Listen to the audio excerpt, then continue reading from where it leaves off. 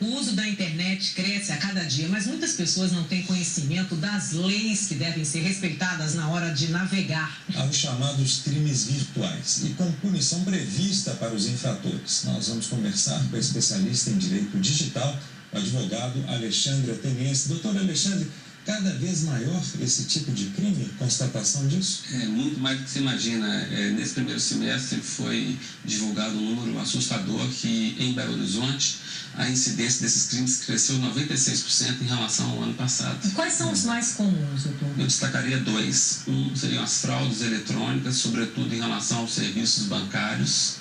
E segundo, os crimes contra a honra. Eu destacaria difamação, atacar contra a honra, a dignidade das pessoas, sobretudo alavancado pelo uso maciço de redes sociais. Essa questão da honra, só para a gente explicar um pouquinho melhor, definir melhor, em que situações bem práticas, exemplos, a honra pode estar sendo agredida? Eu posso dizer, por exemplo, que uma pessoa, ela é uma pessoa, vamos supor, que não está agindo com seriedade, que ela está... Está traindo o marido, por exemplo. Suponhamos, né? Está traindo o marido, que ela pode estar, por exemplo, praticando situações contrárias ao que está disposto na lei. Isso é... Uma simples frase seria... Existe a injúria, quando eu xingo a pessoa, né? Existe uma honra que pode ser vários fatos que atacam a dignidade da pessoa. A minha pergunta é porque isso acontece muito, né? Mas às vezes ele é um mentiroso. É uma injúria. É uma injúria. É uma injúria, que também pode ser punida.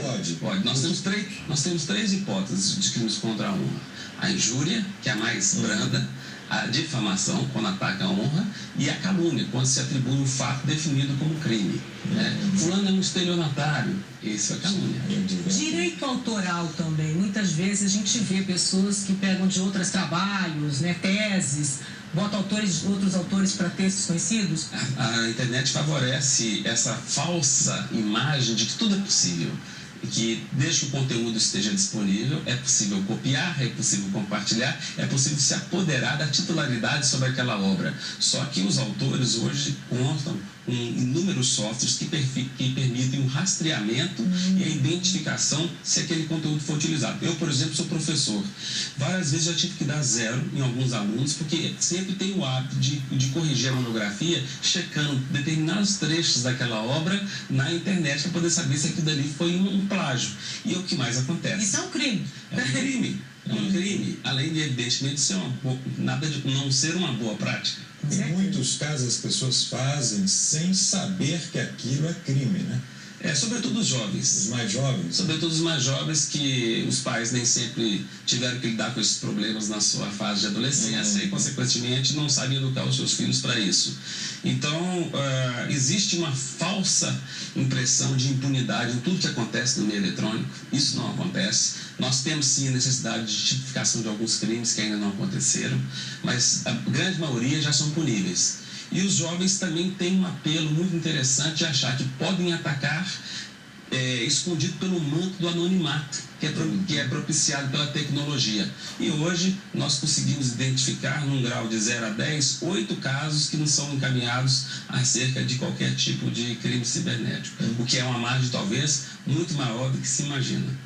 E aí, a punição, né? A previsto na lei, difamação, injúria, tudo isso, né? Não só punição no lado, no aspecto criminal, mas também repercussão no âmbito civil. O que significa dizer? Quando se fala em repercussão civil, é indenização de danos morais, e aí repercute no bolso. Consequentemente, a pessoa pode pagar também pela indenização de ter exposto a honra dessa pessoa de forma indevidamente. Valem exatamente as mesmas leis. É apenas um novo cenário. Essas regras já estavam previstas no Código Penal desde 1937. O que surgiu? Apenas um ambiente novo, que é a internet, por onde essa difamação tem se propagado de uma forma ainda mais avassaladora e com danos muito maiores. No caso dos mais jovens, dos menores de idade, Os seus pais responsáveis, os pais, no caso, serão responsáveis, já estão sendo uma coisa extremamente comum hoje em Belo Horizonte, por exemplo, ataques de bullying, né? Antes, uma pessoa xingava a outra porque ela tinha orelha grande, etc. Era num grupo de pessoas, de grupo de alunos dentro da sala de aula. Hoje eles vão para os blogs, para os fotoblogs, e com isso o dano é muito maior. E já teve, ontem, por exemplo, nós tivemos casos de uma menina que teve que fazer uma operação plástica no nariz porque ela tinha sido vítima de bullying no Facebook. Então, imaginem a que ponto que essa sociedade hoje está sendo conduzida. Os ataques são tão veementes, são tão danosos que fazem com que as pessoas tenham que tomar medidas até antes imagináveis, porque antes os efeitos não eram tão grandes assim. Só para lembrar, como é que é o nome da delegacia, doutor, que a gente pode procurar nesses casos?